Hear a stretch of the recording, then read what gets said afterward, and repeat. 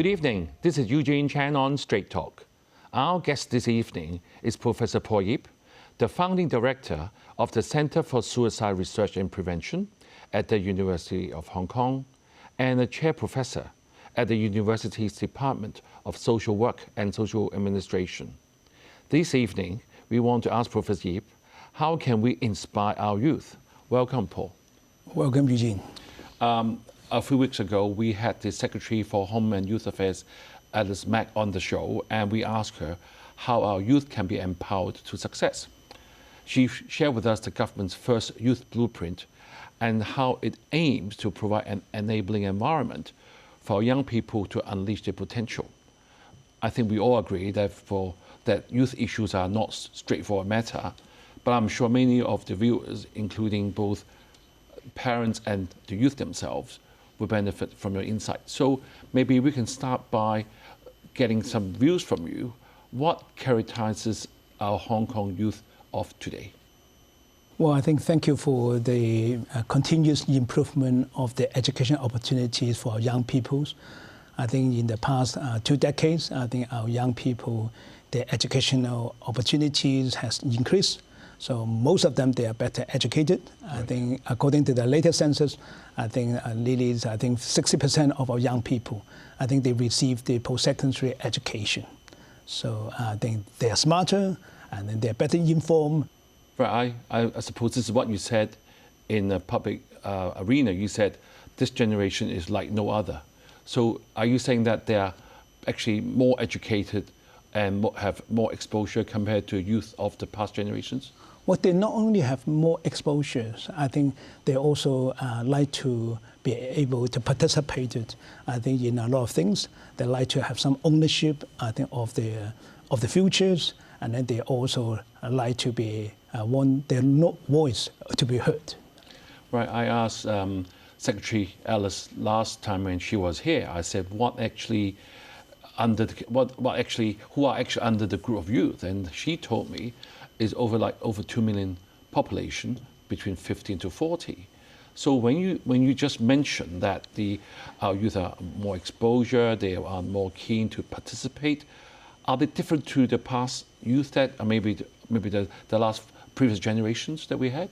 I think in the previous generation, I think because I think the living standards are not as high as now, and then they are really working very hard, I think, to get themselves fit. But now, I think because of the hard work of the parents, I think they provide a better environment for them. But now, so what they're looking for is not only a job, it's not looking for an apartment, although it is very difficult to have an apartment now, but they always like to have their quality of life. I mean, the quality of life means the sense of a good environment which can really bring the best out of them. Another area, I'm sure all of us will agree, that the social media of current state is much more prevalent in our time. And a lot of people saying that this is a two-edged sword. In your opinion, is it better or is it positive or negative? Maybe I use those words. Well, I would say that it is a good servant, but a bad master. Right. I think in our data, it showed that I think for those young people who spend more time on social media or too much time on social media, I think their mental health are not very good. On the other hand, I think if they use their time wisely, I think using social media to connect to people, to acquire for the knowledge, and actually, they are doing okay. So I think it is really, as a matter of fact, how I think they can make good use of this servant, I think, to serve their purposes. Right, Professor. Thank you for really setting the scene right at the beginning of the show, saying that they are prepared to participate, more exposure, more educated. Let's look at the challenges. I mean, we are trying to support them. I won't use the word help. Help isn't the most appropriate word, I don't think. And now, our government, look at Mr. John Lee's manifesto. We always talk about schooling. We talk about entrepreneurship, the career, or even getting an apartment. But before we reach such big goals, the more general things that we want, looking at schooling, the family, or even starting to have a relationship, starting to look at the career. So you being an academic and you met a lot of university students over the time, do you think the difference in challenges of 2023 is different to the ones that we had in the past generations? I think in 2023, I think we have this sort of feelings of hopelessness, I think, among our young people. They have a sense of helplessness. I think they're so that sometimes we really hope them, they do have a hope. Because once they have a hope, they will have the energy, I think, to put up with the hardship, I think, to have the resilience, I think, to put up all adversities. What we worry is what they call the laying fret. Right? The laying fret is not they want to laying fret. It is because I think they cannot see what good it will do, even if I work very hard. You know?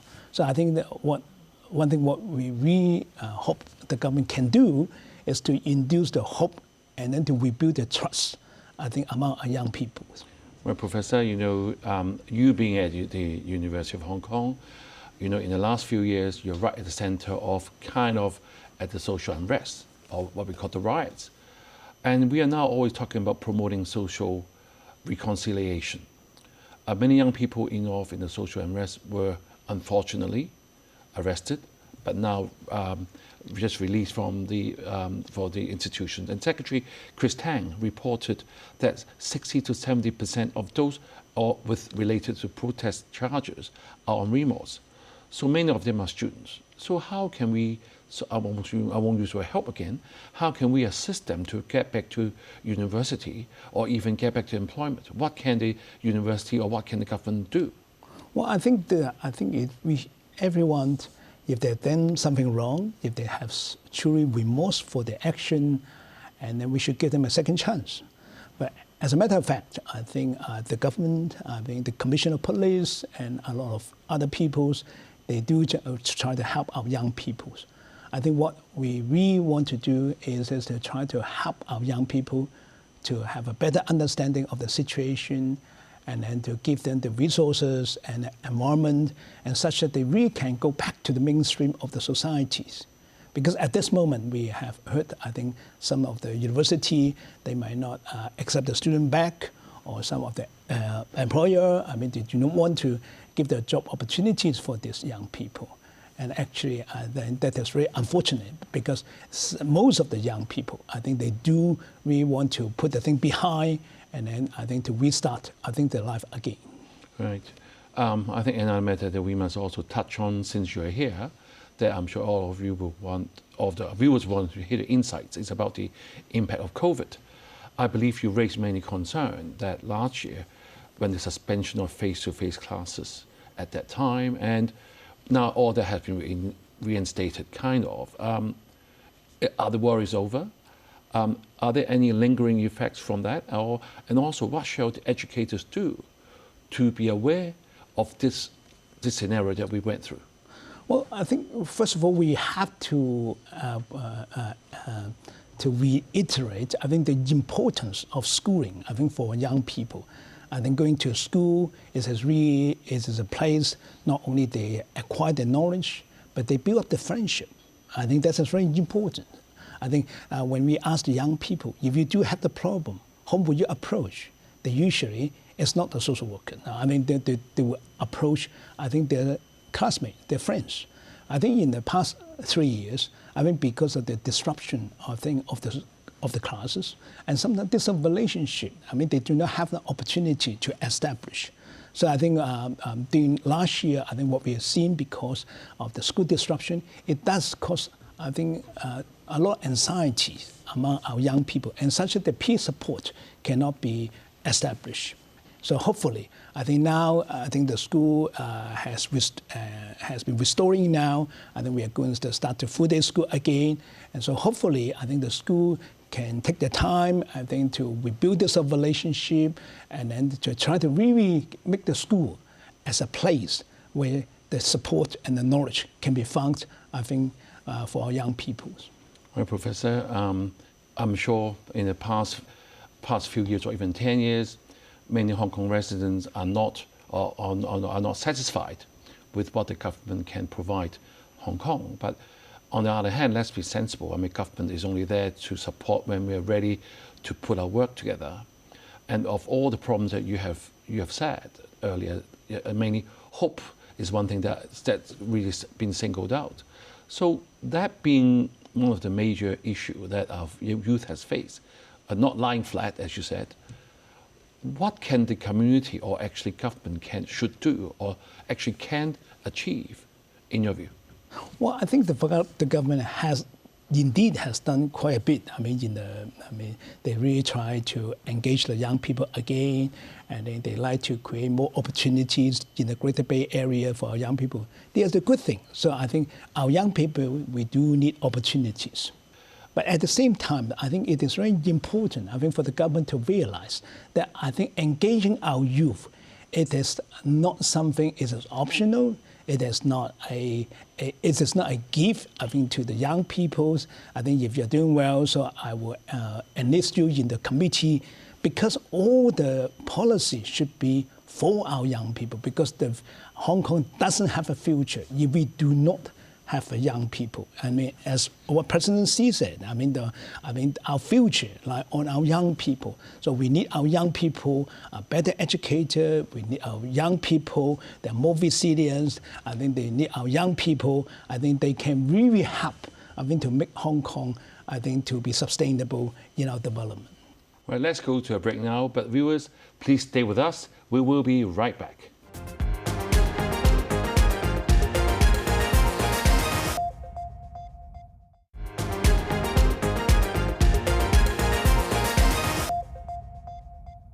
Welcome back. With the recent release of Hong Kong's first youth blueprint, we have been continuing to talk about how we can engage better with our youth. And this week, we have Professor Yip from the University of Hong Kong.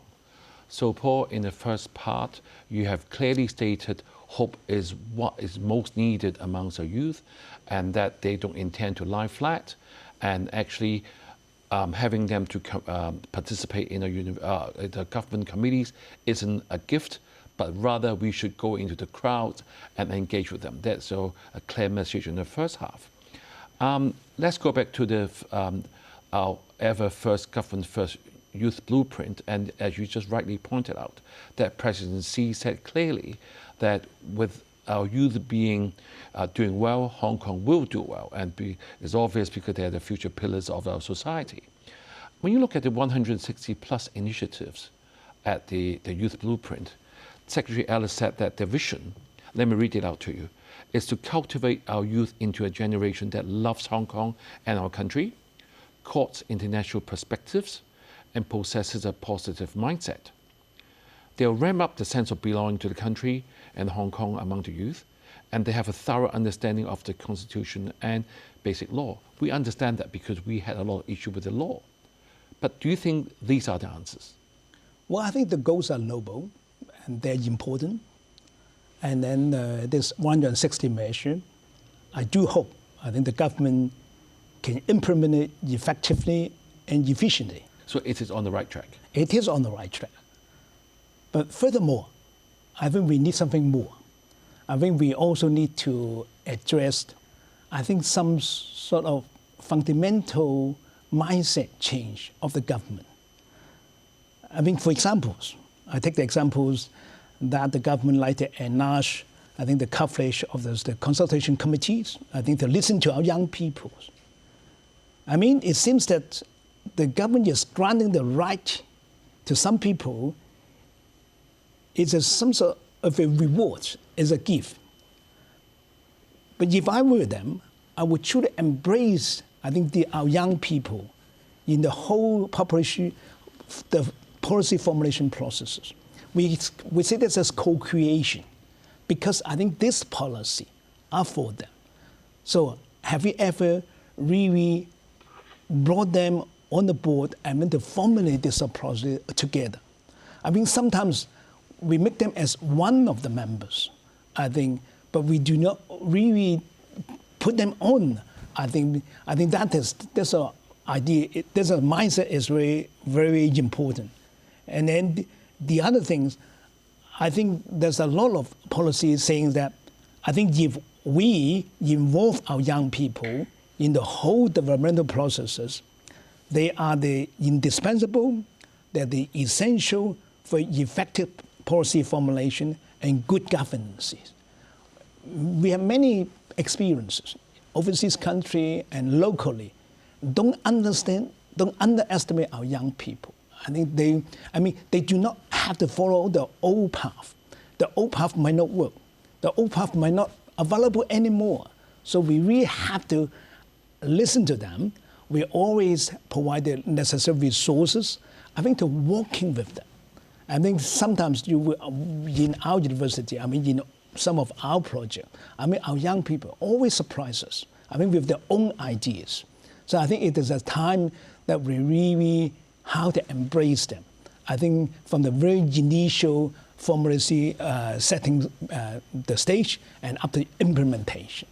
Yeah, Professor, with this first ever government youth blueprint since the return of sovereignty over 25 years, or even before that, it's interesting that such an important document doesn't have much publicity.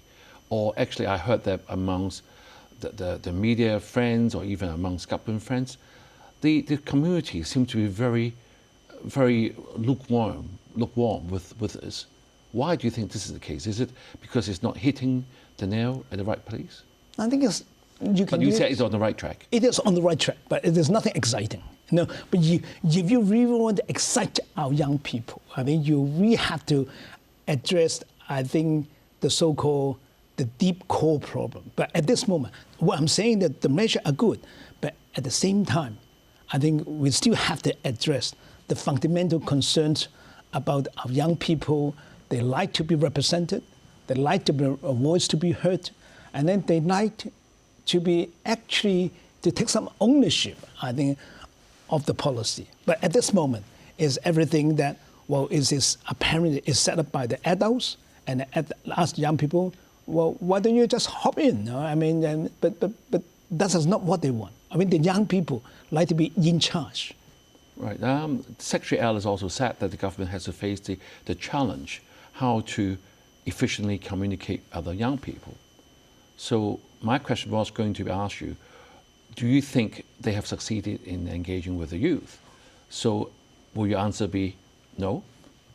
Well, I think it seems that they need to work much harder, to re-engage our young people more effectively. What we have seen in the past, it does not work very well. In 2019, when you see the social unrest, you see there's a lot of young people, they come out, they do express, dissatisfaction, on the governance. Right, Paul, not only Secretary Ellis, but our Chief Executive John Lee, also in his manifesto, has categorically mentioned youth as a very important area. Do you think our youth actually felt their genuine intention, and also do you think they will appreciate at least this gesture or at least these plans they have? I still can remember, there's a former chief executive say that young people, they do not have any stake in the society. That really hurts. Right. That really make a lot of young people, they're disappointed with the government, they're losing their trust. So at this moment, we really have to work very hard, to rebuild the trust, but this trust cannot rely on words. It's really not on the deeds. What actually we have done, to really meet, the aspiration of our young people.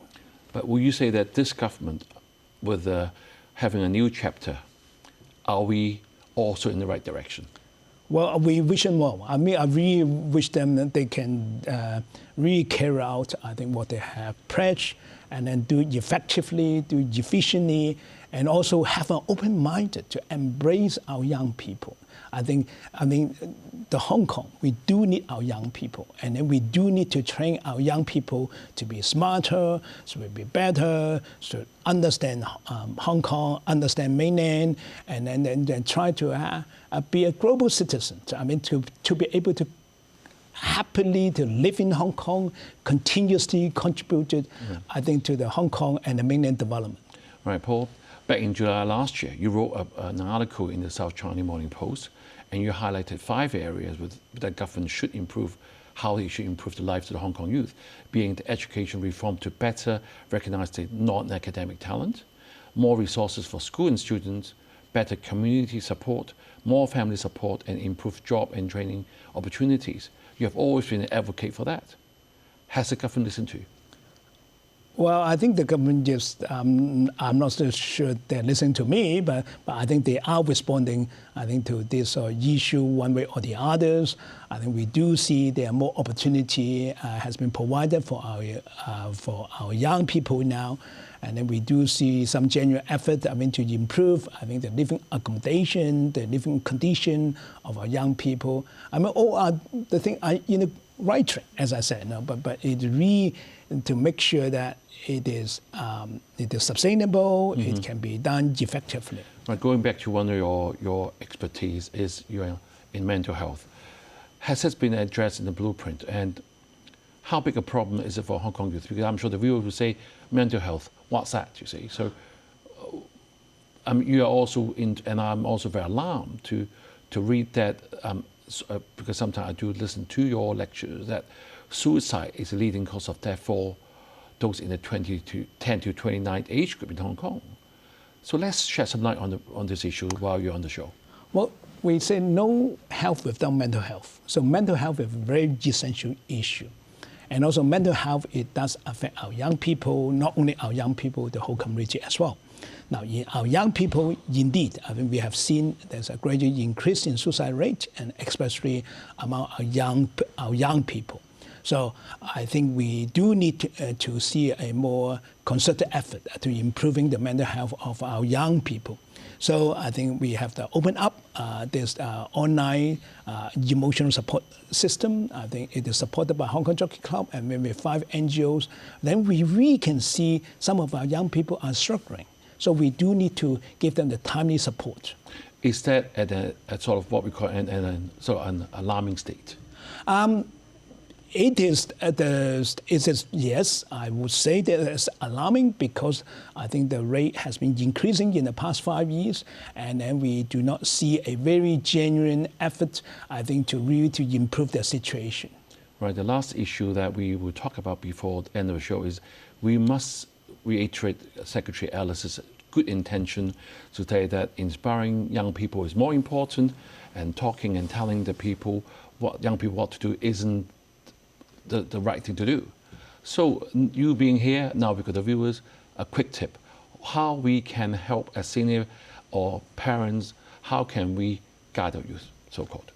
Well, I say give them the resources, give them an environment to develop, and give them some responsibility. And then I think that we will bring the best out of our young people. Thank you, Professor Yip, for coming this evening. Engaging the youth is not a simple matter, but the government is determined to tackle it.